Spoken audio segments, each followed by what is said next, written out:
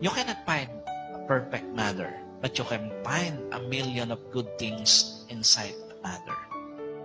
Hindi ka makakakita ng perfectong ina, pero pwede kang makatagpo ng napakarami, milyong-milyong mga bagay na mabuti sa isang ina.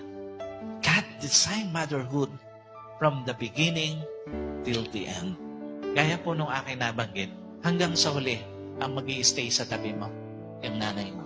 Kahit anong sama na isang anak, hanggang sa huli, magpapakananay siya. Kahit anong sakit ang idulot ng isang anak, hanggang sa huli, magpapakananay siya. At kahit anong pangit ng sitwasyon meron ng isang anak, magpapakananay siya. Alam niyo, hindi pa naman huli yung lahat eh.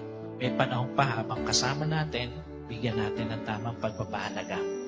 Yung mga nanay na ibinigay ng Diyos sa atin.